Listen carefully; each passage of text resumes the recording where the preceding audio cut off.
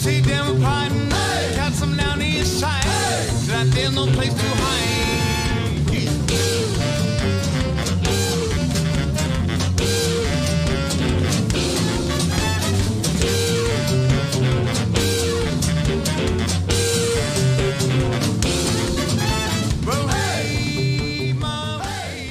Well, it's great to have you here today, Daniel. First of all, I have to say that we have two sections. First section is the questions of our subscribers. Okay. There are a lot of questions and you have to choose. Oh, good. Then. Very good. For giving away your drumsticks. Yes. And the second section is our questions. Well, okay. For the first question, I want to ask you a very simple question. How to become a professional drummer? So simple. There's a difference between a drummer and a professional drummer. Not only making a living, but what else? Well, there's a lot of things involved with being a professional drummer. Part of it is your playing abilities, and the other part is how you interact with other people, you know. So those are two separate skill sets, I guess you could say, that have to be developed. And, you know, some of the greatest drummers in the world we've never heard of because they have no social skills or they don't work well with others. Some very famous musicians have no skills or very few skills, but they have a gift and they connect well with other people. So there's no absolutes, you know what I mean? There's there's no one way to play this game, as it were. What's yours? I'm trying to think. It's been a long road, so it's hard to know what, you know. Sometimes I like to say, this is one of my favorite sayings that I share with people, is that there's no such thing as luck. That luck. You don't believe in it? I don't really believe in it because what happens is we get opportunities, and if we are prepared to take advantage of those opportunities, then we have success. Okay. And so I like to say that luck happens when opportunity meets preparation, right? In other words, and so I should mention to your listeners, your viewers, that I have a podcast, the Daniel Glass Show. If they go to my website and they go to the podcast tab, all my episodes are there. It's part of something called Drummer's Resource. Maybe you've heard of that. Yeah. It's a pretty well-known podcast network. But my episodes, you can find all of them on my website. And I talk a lot about these kinds of issues on the podcast, about success or following your dreams, moving towards where you want to go, your goals, preparation. So I have a whole entire podcast about preparation and why it is so important that we start preparing now, even if we don't know what we're preparing for. So the way I talk about it is that, you know, say you want to play in Bitva, right? Just as an example. Pretend like you're preparing to do that. Learn the songs, understand where they come from, you know, learn about Boris's drumming style, and just learn the material. Then maybe you know somebody who knows somebody who's in Bitva, or you know, you have a friend that played in a band that does similar material. Start to surround yourself with people who are doing the things that you want to do. All this is different ways that you can prepare for what your future is. Okay. Right? I think too often drummers or musicians in general just practice things without any game plan. I'm going to learn scales. I'm going to learn fills. What's the purpose? You know. So even if you're in a small town somewhere and your dream is to do something big, start acting like that dream is going to happen. You know. You already answered half of my questions. Yeah. So I mean, preparation. That's what I mean by preparation. And for example, I tell musicians, they say, well, I live in a small town, I want to play jazz. Well, if you don't have jazz players around you, play with records, you know? There's so many resources today to help us to prepare ourselves. Okay. And it's hard because there's so much material everywhere. How do you know what's the right direction to go? So it's better, I think, to find a few things and really dig deeply into a few things rather than try to do everything. You know? Yeah, you have to choose your way. Yes. And I think it's, you know, mastering one exercise can open up everything, you know, in terms of learning it at a very, very deep level. So you are into versatility then, into one purpose? Well, no, I mean, I'm a freelancer. I play many, many different styles. But I think if we're learning technique, or just take one song, for example, like Zorro, you know Zorro? Yeah. Zorro is a mentor of mine. He's my friend for like 20 years now. And he used to live in Nashville, and he taught a class there at a university called Butler University. And at Butler, he would take the whole semester and teach one song. One song for the One semester. song for the whole semester. This week, the intro, you know. This week, the main groove. We're going to focus on the bass drum pattern. Or, you know, here are the type of fills that are in this song. So we're going to spend 2 weeks on just the fills. To me, this isn't the perfect way to learn, because it's sort of the idea of, you know, the old saying that if a butterfly flaps its wings around on one side of the world, then that turns into a hurricane on the other side of the world, right? Through the pathways. Yeah. So if you learn small things and you master them to a very deep level, not only is it going to, then when you learn something else, you won't be satisfied until you have it at the same level, right? If all we ever do is learn something, yeah, I could do that, I could do that, I can do that, that's all you expect of yourself. So you suggest for us not to do guitar talk, but to do only drum talk. Well, the idea is if you learn how to do drum talk exceptionally well, and you learn how to master your craft with one thing, you'll take those lessons to a similar deep level in other ways. I think that's what I'm saying. With the help of our friends. With the help of your like friends. Daniel. With a little help from your friends, for sure. It doesn't mean you won't be able to do lots of styles of drumming or lots of different things. It means that you'll develop a way of learning. And that's the important thing. Because if you know how to learn, you can learn things properly. And you teach the same way. Yes. The philosophy, I guess I would say, is called deliberate practice. Deliberate practice. And the idea is that, and I studied with Freddie Gruber for 6 years, and it really helped me to develop my style of practicing, which is, if we break things down and we figure out what we need to fix, right? Yeah. Then we'll learn much more quickly than if we just, say you're trying to learn a groove, you start at the beginning, boom, you run into a wall. You go back, boom, you run into a wall. You go back, maybe you keep pushing the wall. But rather than that, what if you just grabbed, oh, the hi-hat isn't working properly in this groove. The bass drum, that one little ba-boom, I'm missing that. Now create an exercise just around the ba-boom or around the hi-hat. When you plug it back in, the whole machine works properly.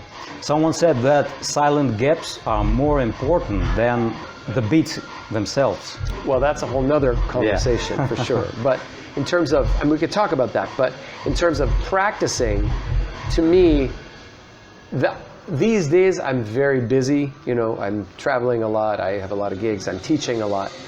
So when I have to, for example, I did a Buddy Rich concert in Budapest, Hungary last year with the top big band in Hungary. Of course, it's Buddy Rich. It's challenging, as you know, it's the most daunting thing you can do as a jazz drummer, because Buddy is so iconic. So the way I tried to practice and learn was to really be focused on what are the parts of each song, of each groove, of each fill that I need to develop. And then from there, Our second question. Second question.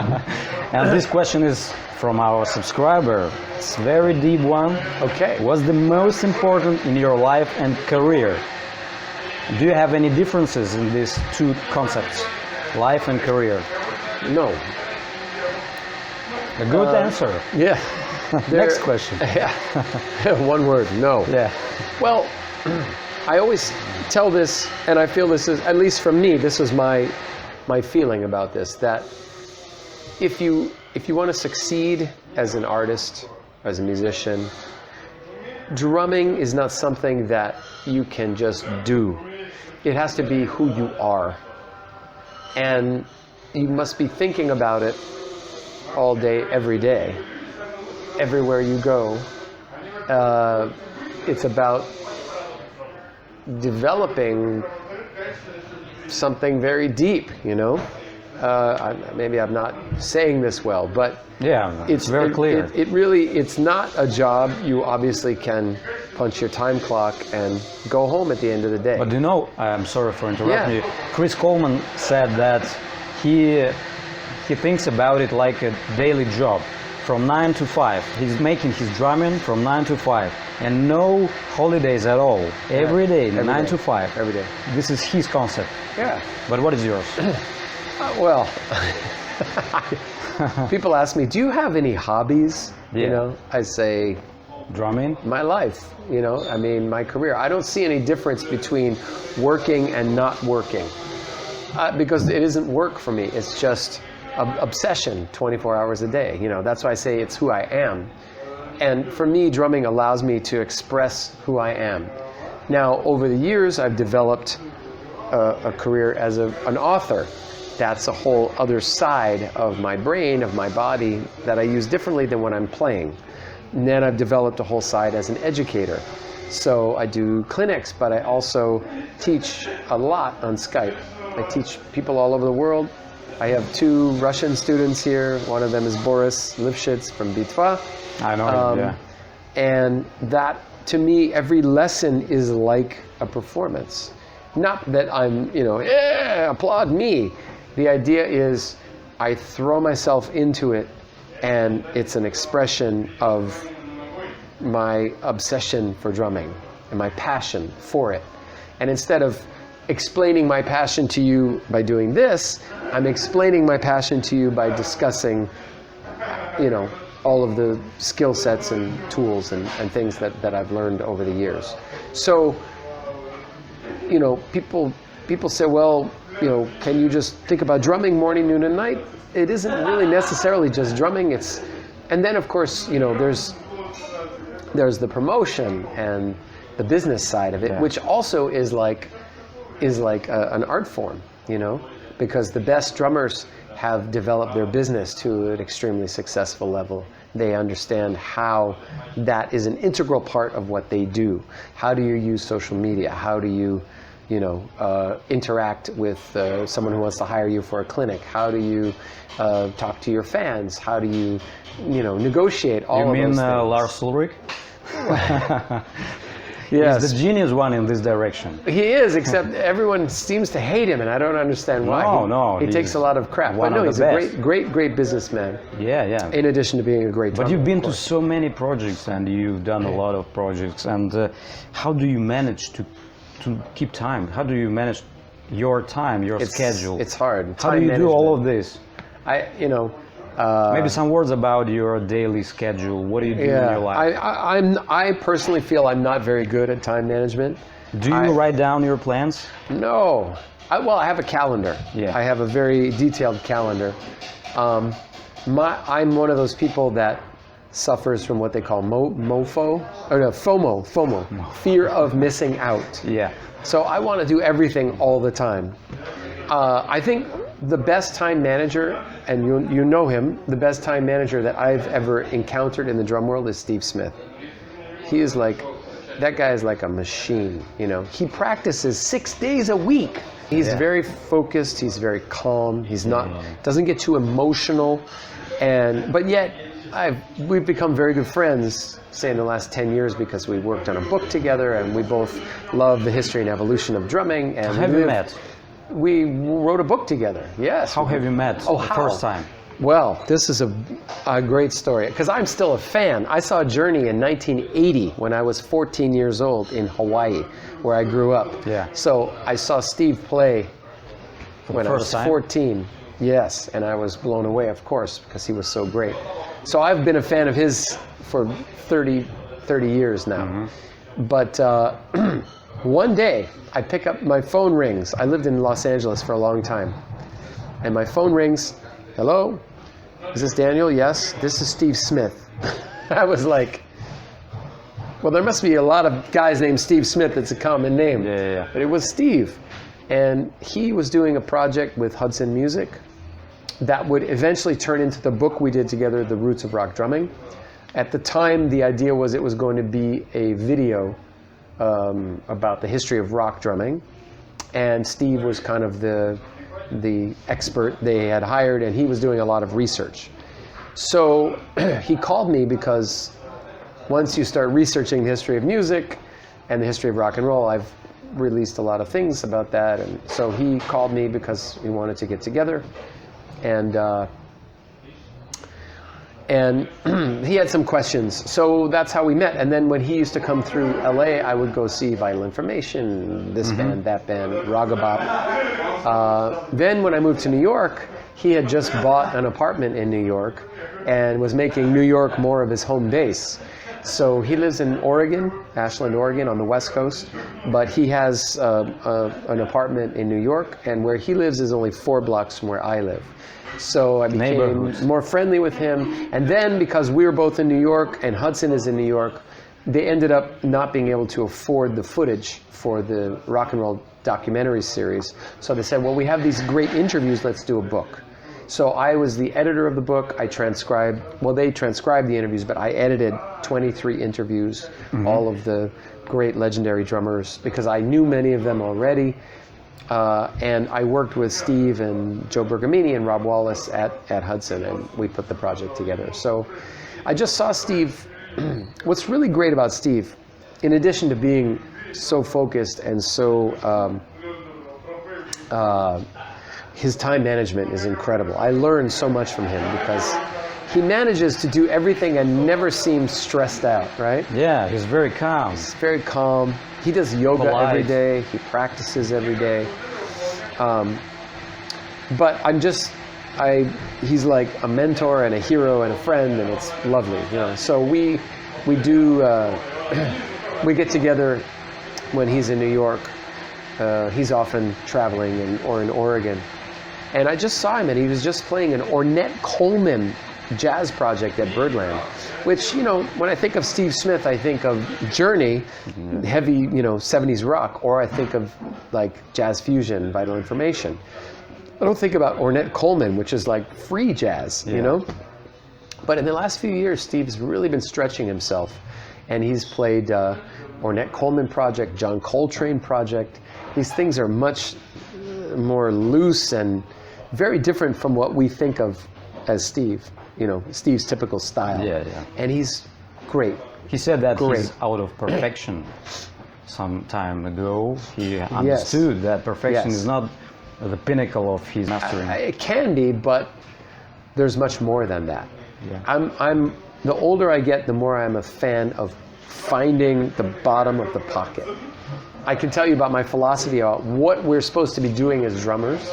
If you're interested, you know, it's successful drummers throughout history have always been able to take a group of people, whether it's soldiers marching down a field, or it's African tribe having a religious ritual, or it's swing dancers, or it's heavy metal headbanging. The idea is, as drummers, we speak to each person's internal rhythm, right? Every person can understand rhythm because we have a perfect rhythm inside us, right? Our heart. So you can play music for a baby inside the womb and it responds. A child who doesn't speak any language can still totally understand music and rhythm. So, you know, a good drummer, whether they're a military drummer or an African drummer or a metal drummer or a swing dance drummer, can grab a group of people and move them from A to B simply with their playing. And you know, I always use Steve Gadd as an example because Steve Gadd has the military training and he has a lot of chops, but he plays the most simple groove and everybody just, excuse me for a minute, I gotta check this guy out, you know? Some kind of a hypnosis. It's meditation. He's grabbing something in all of us very deep and using that to take us from A to B, which is why James Taylor hires him and Chaka Khan and Chick Corea. You know, we all can play, but when Steve Gadd plays that beat, everyone dances, everyone pays attention. And the best artists go, I want him to play that simple beat for me. Yeah. But we all can play that beat, so what's the difference? You know, and Do that's you know what, the difference? Yes, that's what I teach. That's what I teach my private students. Can you say it in some words? Very simply put, and this is very overview, but to me, the answer is always, I like to say it's all about the up. Meaning, most drummers, we think about the moment we strike the drum, boop, or the moment our foot strikes, the beater ball strikes the head. But really, the magic happens before that, in how we set it up. Because we have magic forces to our advantage. Number one, we have limbs that are very heavy. They weigh a lot. Arms and legs, they weigh a lot. Number two, we have gravity. Gravity is a perfect force, perfect. So if we want to be perfect, or at least very consistent, if we can tap into the downward force of gravity and think about the upward force and then let the arms fall using this perfect downward force, then we can begin to find the right place in the music to allow things to happen. Right? Drummers try to make everything happen. I'm going to play the drums. I'm going to force, you know, and we force everything because we think that that's what we're supposed to do. We see great drummers and they're moving and there's sound and it's loud. A mad drummer? Yes, among other things.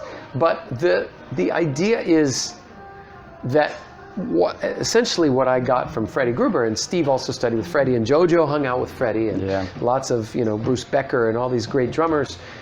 What the truth is, in my opinion, is if we can first learn how to play by just allowing things to fall, right? Arms and legs. And of course it seems so simple and easy, but you'd be amazed. I try to get my students to count on the space. 1, 3, 1.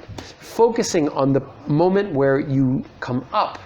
Vice versa. Yeah. Instead of the moment where you come down, and then allow 1, 3. You can't believe how hard it is for people, right? 1, they struggle. 3. Yes, but then let the arm truly drop. 1, 3, 1, 3. Now you focus on this. You think about your lifting hand, yeah? Yes, exactly. Now if you focus on 1, 3, and you come to the same place every time, and you simply use the weight of your arm and gravity, your arm will fall perfectly on 2 and 4 every time. And you don't say 2, yeah? Not at the beginning. The idea is to focus on the up motion and then allow it. Same with the feet, and it gets very complex. Okay. It's always about the up. Molar motion, when I teach molar, 1, 2, up, up, drop. Up, drop. We have all the downward force we need simply from the arm falling and the stick popping. We don't have to go 1, 3, 1. When drummers play molar, ba ba ba ba ba ba ba. No, ba ba up, drop, up, drop. It's very interesting. Yeah. Now drummers say to me, "Well, Daniel, but I play in a metal band." You know, Boris, when he first started singing with me, I play rock, I play stadiums, I play big. I can't just drop the stick. Start with that. Learn how to do that. We can always turn up the volume in what we do. We can always make our motions bigger. That's fine. We can always add more downward force. But we can't, when drummers only think about the down and they don't even think about how they're setting up their stroke, they get there 3 milliseconds early every time. Early. Earlier. It doesn't have pocket. It sounds nervous. And the common person that comes into this pub and sees one band where the drummer's like, versus, they know the difference. And I talk a lot about this to my students, about being employable. I talked about it in my clinic today. Employable. What does that mean?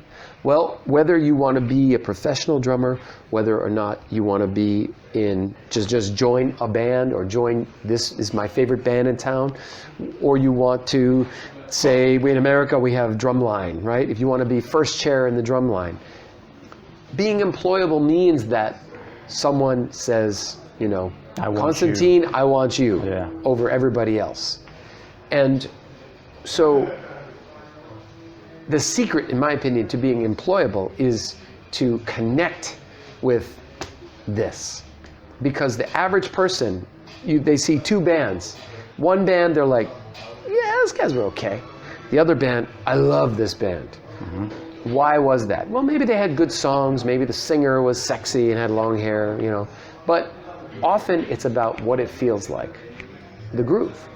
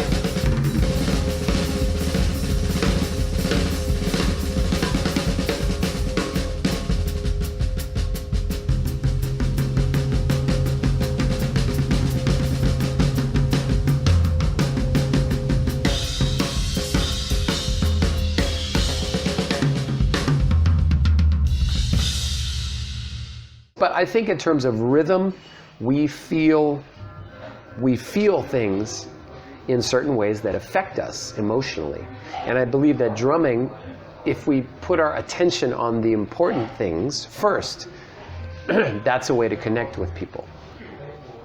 For me, I have a little bit of a harder job because the styles that I'm associated with, or the type of music that I play or teach, people immediately say, well, I have no connection to that. Mm-hmm. But that's what I do in my clinics, is to try to break that down and say, you think you have no connection?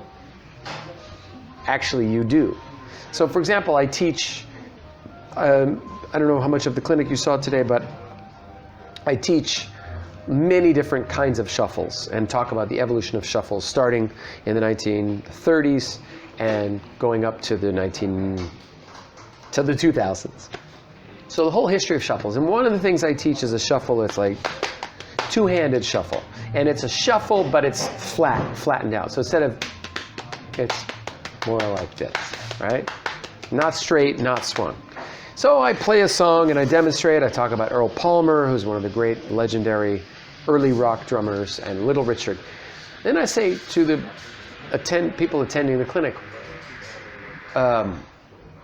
so why, you might ask yourself, or you might be asking me right now, why do I need to learn this two-handed shuffle? Yeah. So the next thing I put on is the opening of Led Zeppelin's Rock and Roll. Yeah. A song that everybody knows and loves. And what is John Bonham doing at the beginning of Rock and Roll? An introduction that he literally stole, note for note, from a Little Richard song. Right? Two hands. Boom. Yeah, starts on the end of three. Not a lot of guys play it right. Exactly. They don't know where it starts. 1, 2, 3, and 4, and 1, and 2. Yeah. And but our whole lives we're used to 1 and 2 and 3, and then it doesn't come in. But it's very hard, two hands. So what I like to say, and also if you love John Bonham, then number one, look at his drum set. If you want the Bonham sound, his drum set has no muffling inside it. It has no hole in the front head. Open sound. Very open sound. Wide open sound. 26-inch bass drum. If you like Bonham's style and you are into playing his solos, Moby Dick, etc., who is he playing like? Max Roach. He plays ideas from Max Roach solos. He was a huge fan of Gene Krupa, and that's why his bass drum is designed exactly the same, because he loved Gene Krupa. Buddy Rich. You know, John Bonham didn't take drum lessons, so more than likely what he was doing when he was growing up was playing along with these records. Listening and playing with the records. And John Lara talked about it in his Sessions panel YouTube channel. Have you seen it? Dom, yeah. Yeah. He talked about John Bonham style. Yeah. It's just but people style. act like, you know, they spend time in the studio and the microphones and this and that. Start with your drums. Start with the way you play. Start, you know, what I always say, if you want to play like John Bonham, then listen to what John Bonham was listening to. You know? So it was our you would think it would be simple. That would be a logical idea, but people don't really put two and two together in that way. So that's what I do in my clinics, is make those connections. You like Bonham? This is why. Shuffles. You like reggae? Shuffles came from the guy who created reggae drumming is a guy named Lloyd Knibb. He was listening to American rhythm and blues, Little Richard and stuff like that, Louis Jordan. So it was our third question. Okay. How do you feel Russian audience? Wonderful. Wonderful. Yeah, How can great. you compare them with the European or the US? The same thing? I don't. Just wonderful. You know, I'm very honored to be here. Have you been to Latin America countries? Brazil. I've been to Brazil as a performer. I've been to Brazil and Argentina, Chile. Not as much in Central America as I would like to go. I've been to Cuba, actually, performed in Cuba. Very emotional guys there, Lee. Whoa. Yeah? Cuba is so heavy. It's like Berserk Africa. wild.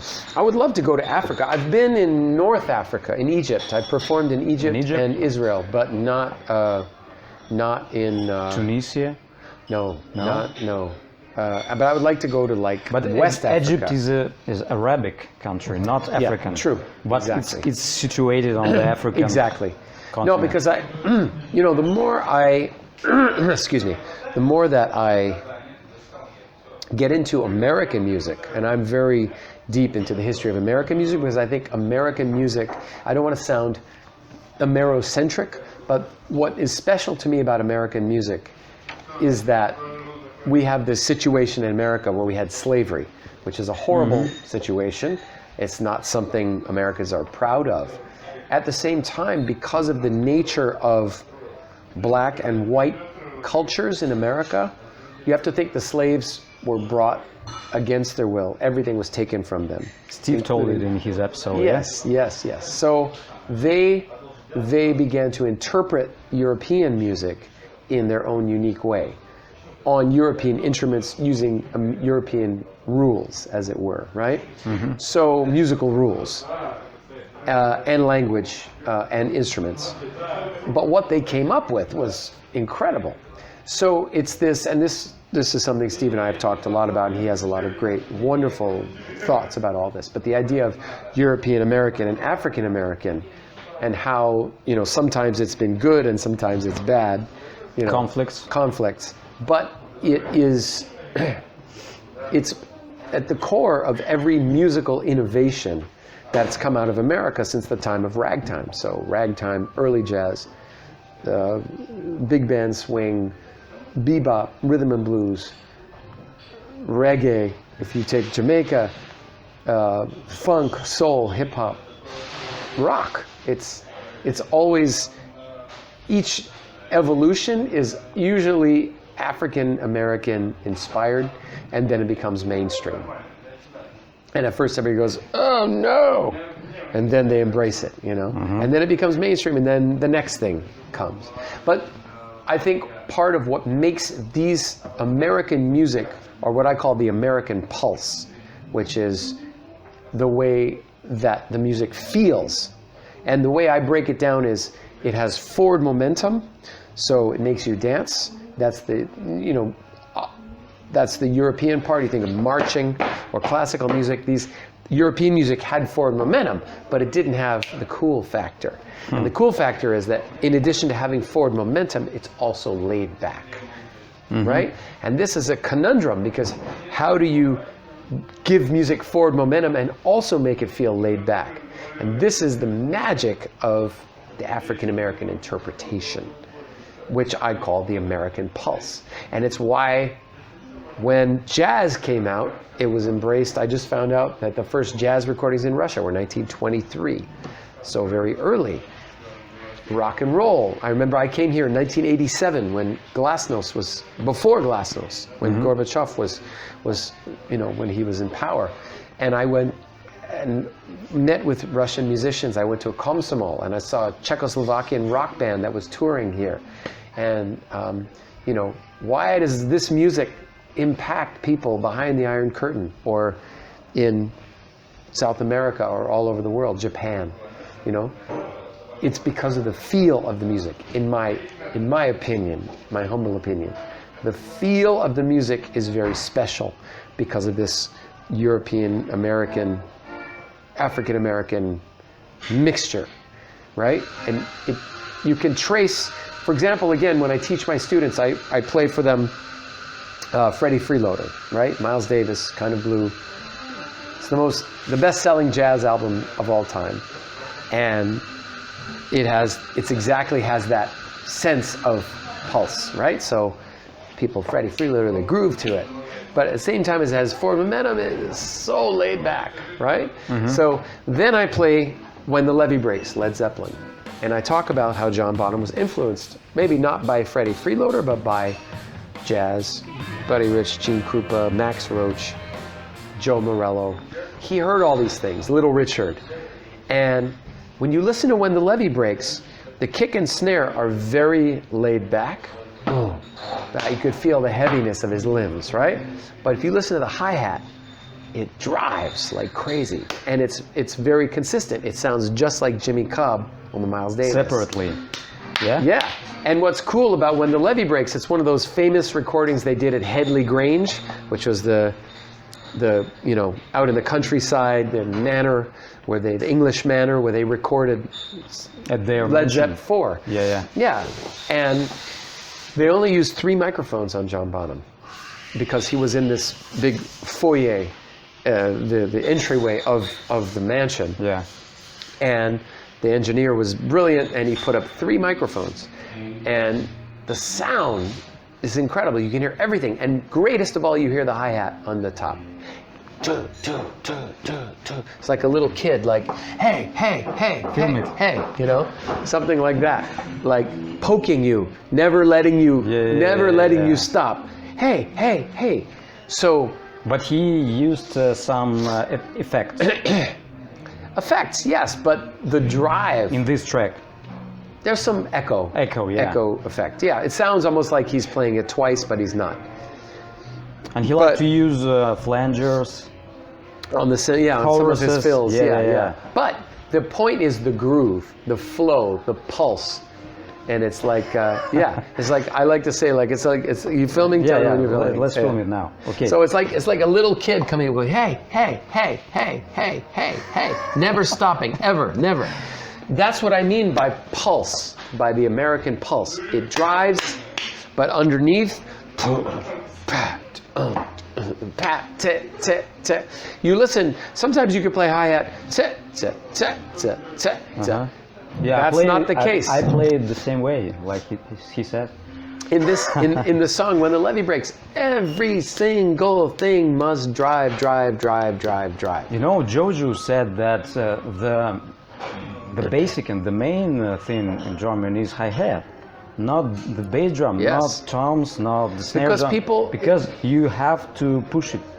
That's where the pulse is. That's the American pulse. So if everybody thinks that it's bass drum. It's like in jazz. I can go tink, tink, to tink, to. Okay, so now I'm not going to worry about that anymore, and I'm just going to focus on do ba ba do ba do ba ba.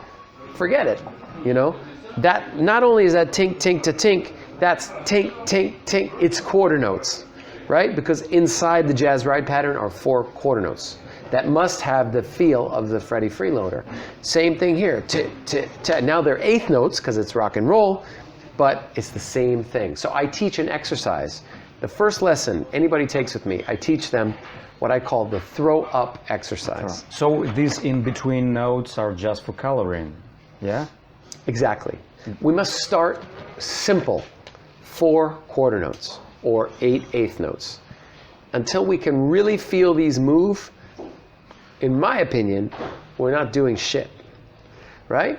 So the first thing I do with my students is I teach them this throw up exercise. The idea is there's a throw that gives you the forward momentum, but there's an up. That's the rebound, and that is the laid back of the African American. So whether it's jazz, 4 quarter notes, or it's rock, 8 eighth notes, it's the same thing. It's the American pulse. It's the American pulse. So that's the first lesson. I give them that, and I tell them practice with music. But that's loud. Please kill him. Yeah. So, because, you know, when we get to this, where drummers are, if they haven't really developed this pulse, it's the first thing is going to go away, and then the air goes out of the balloon, as it were. What about his drumming? It's hard. He's sound checking, so I don't know. Okay, our next question. Most of the time, drummers are not focusing on what matters, which is grabbing people, never letting go, and moving them from A to B with your pulse. But we know about it now. Now we know about it. But Jojo saying exactly the same thing. You can't ever stop for 1 second, never. Most drummers, okay, now I'm doing this, now I'm going to do something here. Now, oh, we just had a hiccup. Now the audience has to start all over with you again. Now they have to start all over with you again. It must never let up. Never let up. At least as a starting point. Of course, drumming is very complex and sophisticated, and we can begin to develop an alter. But in my opinion, if you want to be employable, it's all about that pulse and giving that pulse forward momentum and also making it feel laid back. Steady flow. Yes, that's what groove is, that's what pocket is, that's what swing is. To me, all of these things come down to this one exercise. And when I teach it to students, whether it's a complete beginner or somebody who's been doing this for 40 years, and they begin to feel it, it's like, holy shit, because it's effortless. You're just there, right? If you want your music to sound effortless, then what you're playing must feel effortless. That's what Freddie used to say, Freddie Gruber. You know, Yeah. he would say, drumming has to be as effortless as walking or breathing. You can't think about it. And we think, well, what do you mean? Drumming, I have to think about it. It's a lot there. Simplify, play 4 quarter notes. I'm still practicing this all the time. It's not, you know, because I'm digging deep to find the bottom of the pocket. Simple things are hardest things to do. Hardest things. Yeah. But this is why, for example, last year in New York, I worked over 200 gigs in one of the most competitive musical cities in the world. Because people say to me after the show, not, man, I love your chops. I have chops, but that's not really what I focus on. People come up to me after the show and they say, it felt so good to play with you. So drum fills are not the main thing. No, fills are great, but business is business. We got to get job number 1 first. Okay. Once the pulse is there, and this is what I tell students, once the pulse is inside your muscle memory and you feel it without having to think about it, now if you want to add stuff on top, you won't disturb the pulse. You'll be so aware of the pulse that whatever you do won't throw that pulse off. Right? Okay. So that's the idea. So you say, well, so you're not into diversity. If we can get the basics down and just very focused in the muscle memory, now when we add other things, it's not going to throw us off of that. So, okay, so the question about 1920s and 30s. 1920s music is if you're going to decide what to play as a drummer, you have to think about what the other instruments were playing and what the drum set looked like at that time.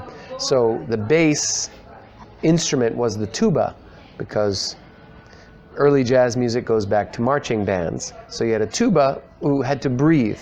So pump, pump, pump, pump, pump, pump, pump, right? They had to use use air. Very different from an upright bass player going ding dong ding dong dong dong dong. It's just like the difference between an upright bass player and an electric bass player is that an upright bass player has to play very hard, because if you think about the 1930s, they didn't have amplifiers, right? Right. The amplified bass really didn't come in until 1949.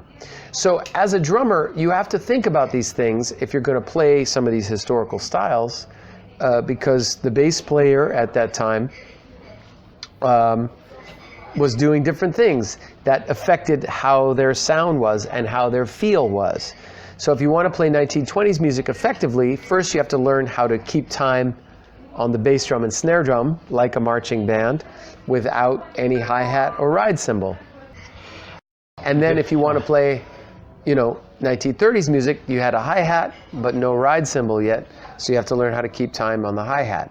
So all these things were, they don't exist in a vacuum. We have to understand what I call the why behind the what. If you want to play historical styles of music, you have to understand everything about those.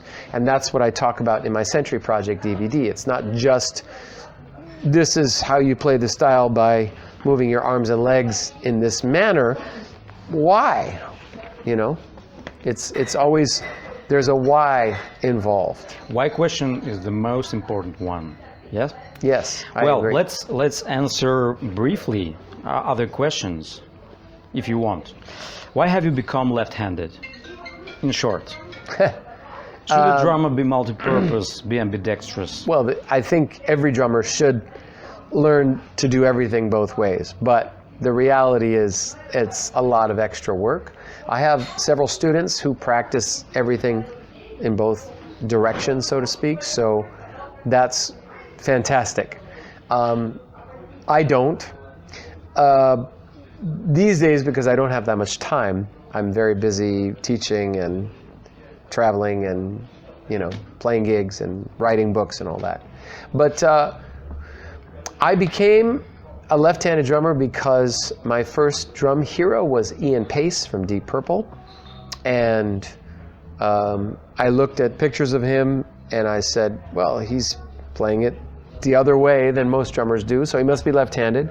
I'm left-handed, so this is how I do it. That's incredible. I never thought twice about it. But Okay. I will tell aspiring left-handed drummers that if you want to set up completely backwards, But left-handed. you eat with your right hand. No. No, left hand. No, everything is left-handed. Everything, Yeah, okay. everything is left-handed. So, But it's not easy in the world. The world doesn't accept left-handed drummers okay. very well. And left-handed guitarist as well. Yeah. Okay, very weird question. Imagine night, you're at home watching YouTube videos. All of a sudden the room is flooded with bright light. This is the first contact in the history of mankind with the extraterrestrial civilization. Okay. And for obvious reasons, of all of our achievements, they're most interested in drums. The question is, if these aliens asked you to show the beauty of drumming, what 3 videos would you show them? Who would these 3 drummers be, and what kind of videos would you choose? Think very well.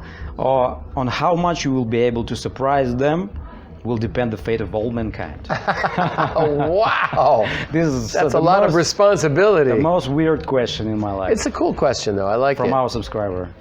I mean, what I think about are the videos that I have shared that I think is great, that have really impacted people.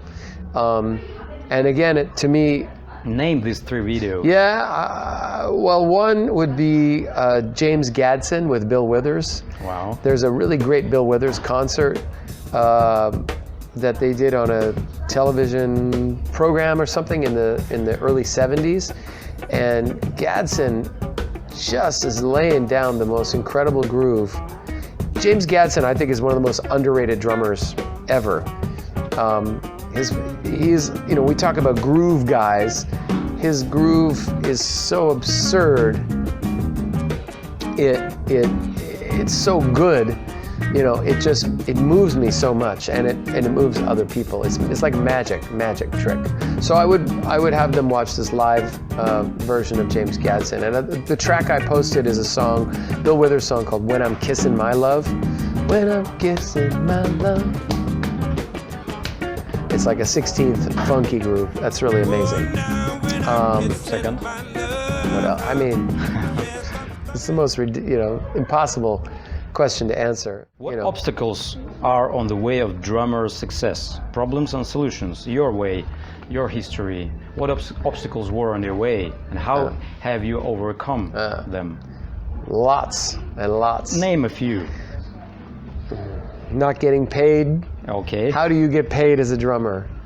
How do you get hired as a drummer? How long was this period when you were not paid?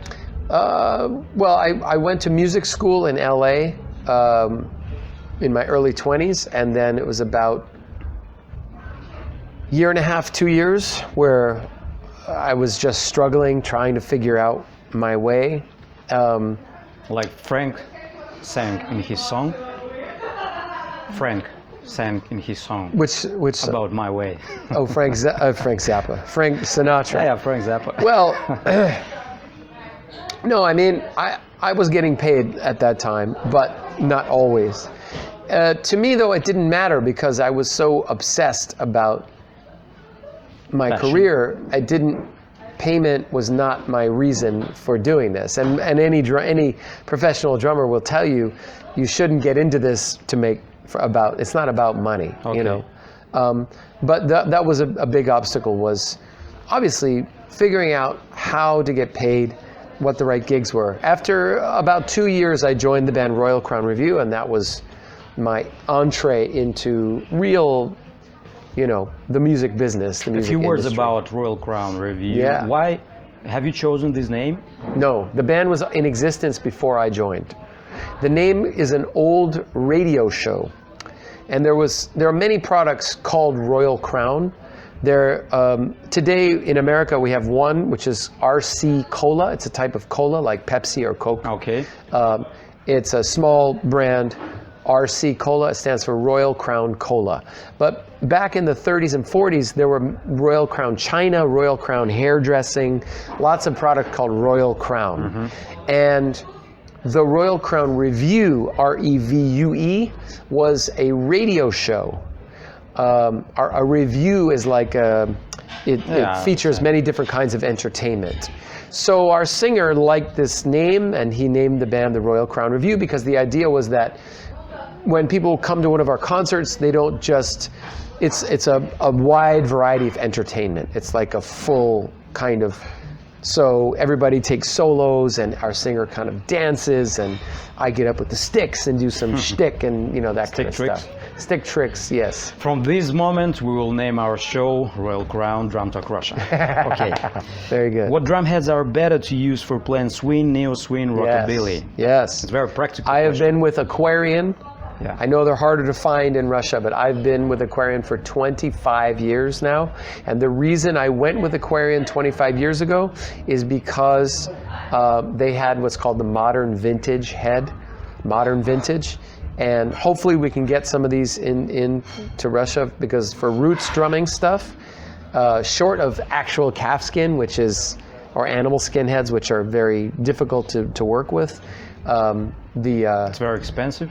They're more expensive, and the temperature affects them. The weather affects them. They stretch because it's like human skin, So it's affected by the environment. And this was a problem the old drummers had. They were tuning constantly. They went to a TV shoot and the hot lights, tuning all the time. If sound check happened, I remember one time I played at the Hollywood Bowl, the legendary Hollywood Bowl, and was with Royal Crown, and we had a sound check at 3 p.m. And I used a second drum set to play some 1920 stuff, so I used all the calfskin heads, old drums.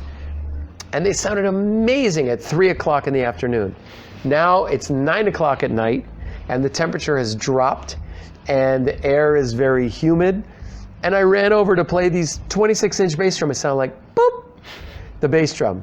So calf is very difficult to work with. So if you don't have the opportunity to work with calf, The Aquarian modern vintage heads are the best kind of fake calf skin that you can find. They're better than all the other brands, in my opinion. I've been using them for 25 years, and I love them. Okay, how to interest a young man who's into heavy metal music, in jazz, bebop, blues music, and this old stuff? Yeah, How to interest them? They say, oh, it's old. So number one, this is what I do in my clinics and my videos, is I find ways to make connections. So if you like John Bonham, As you told. there's a reason, yes, as I talked about, there's a reason why you should listen to what John Bonham listened to. I think sometimes it's difficult for very young drummers who are very focused on what they, this is, I fell in love with metal and I love metal and this is it. When we get older, we begin to see that the world is many shades of gray, right? So it's not so much about,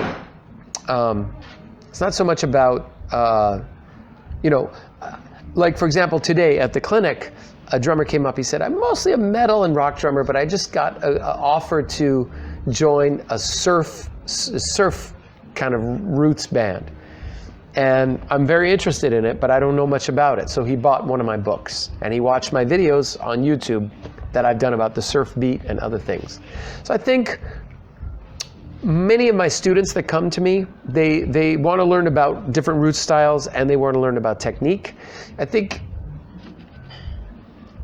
it sometimes takes a little while for drummers to sort of go, oh, there's actually more to life than just metal. That's cool, but whoa, this other stuff, and they maybe see somebody. So I also have a Facebook page, which is called Daniel Glass, Drummer, Author, Educator, and I have about 40,000 followers on that page. And me as well. Thank you.